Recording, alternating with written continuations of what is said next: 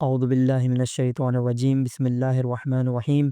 معزز سامعین ناظرین، نہج البلاغہ کے ابتدائی خطبے کے حوالے سے ہماری گفتگو جاری ہے۔ ہمارے ساتھ موجود ہیں قبلہ علامہ باقر زیدی صاحب، جن سے ہم نہج البلاغہ کے ابتدائی خطبے کے حوالے سے مزید سوالات کریں گے اور ان کے علمی اور مدلل جوابات سے استفادہ حاصل کریں گے۔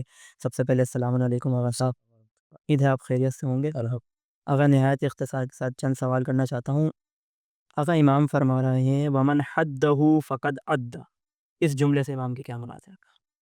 جس نے خداوند عالم کو محدود کر دیا ایک سمت میں، ٹھیک ہے، تو اس کا مطلب یہ ہوا کہ یہ خدا ایک، یعنی اس کو شمارش میں لے آیا، گننے لگا۔ یہ جب یہ ایک خدا یہ ایک ہے، یعنی اس کے مقابل بھی کوئی شے ہو سکتی ہے، یہ بھی محدود ہے، ایک اور محدود بھی ہو سکتا ہے، ٹھیک ہے۔ اس کو کہتے ہیں توحید عددی، یعنی خداوند عالم ایک ایسا ایک ہے جس کے مقابلے میں ایک اور ایک ہے، یعنی 2 3 4 5۔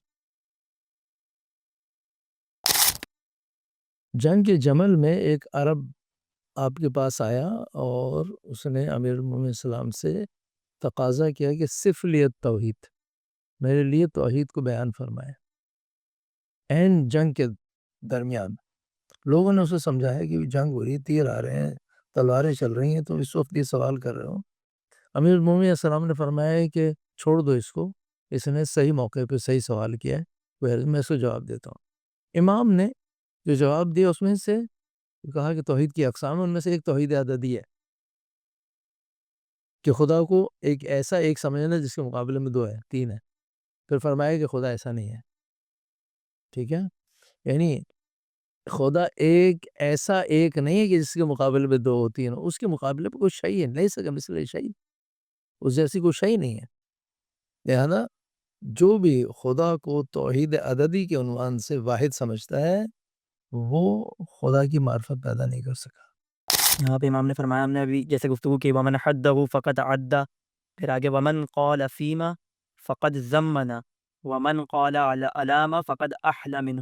بس پہلا جملہ جو امام نے فرمایا ہے کہ ومن قال فیما جی، فقط ضمنہ، فقد ضمنہ ومن، تو یہ امام فرماتے ہیں کہ جب اس نے کہا جواب میں کہا کہ خدا کہاں ہے، علامہ، ٹھیک ہے، تو اس نے خدا کو لاشعوری طور پر کسی شے کے ضمن میں قرار دیا، ضمنہ، ٹھیک ہے۔ جیسے فرض کریں یہ کپ ہے، اس میں اگر کوئی شے ہو کہیں گے کہ یہ شے ضمن کپ میں ہے، یعنی اس کی ضمن میں، تو ٹھیک ہے۔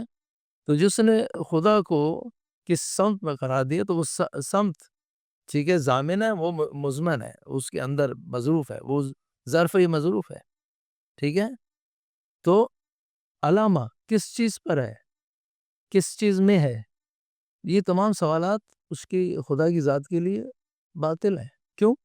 اس لیے کہ اس نے خدا کو محدود کر دیا، ٹھیک ہے، وہ لامحدود ہستی ہے، اگر اس کو محدود کریں گے تو وہ محتاج اور ناقص ہو جائے گی، خدا نہیں رہے گی۔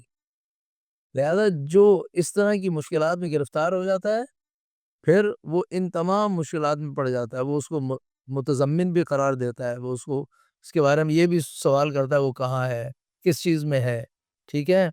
اب جب اس نے امام کو کسی خدا کو، خداوند متعال کو کسی سمت میں کسی شے میں تضمین کر دیا، مضمن کر دیا، وہ اس میں قرار پا گیا، تو وہ پھر وہاں ہے اور بقیہ مقامات میں نہیں ہے، وہاں فقط اخلا منہ، یعنی ان مقامات کو خدا سے خالی کر دیا، ٹھیک ہے۔ پس جب آپ خدا کو محدود کر دیں گے تو بقیہ جو ہے مقامات وہ اس سے خالی ہو جائیں گے، یعنی اس کا مطلب یہ خدا محدود ہے اور کچھ اور مقامات ہیں جو اس سے بھی زیادہ وسعت رکھتے ہیں، جو اس سے زیادہ وسعت رکھتے ہیں، احاطہ رکھتے ہیں، تو خدا تو پھر محاط ہو گیا، خدا تو خدا نہیں رہا، محدود ہو گیا، ٹھیک ہے۔ تو اس نے بہت سے مقامات کو خدا سے خالی کر دیا۔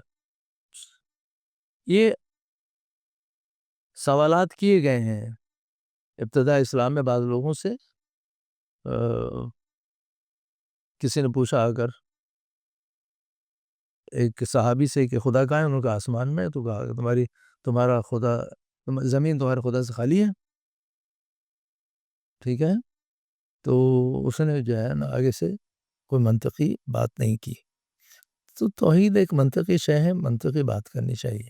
ٹھیک ہے نا. بہت شکریہ آپ کا. مولانا سامعین و ناظرین، اپنی گفتگو کا اختتام اس دعا کے ساتھ کرتے ہیں کہ پروردگار ہمیں نہج البلاغہ کے ان کلمات کو سمجھنے کی توفیق عنایت فرمائے، امام زمانہ عجل اللہ تعالی فرجہ الشریف کے ظہور میں تعجیل فرمائے اور ہمیں ان کے غلاموں و انصاروں میں شامل فرمائے.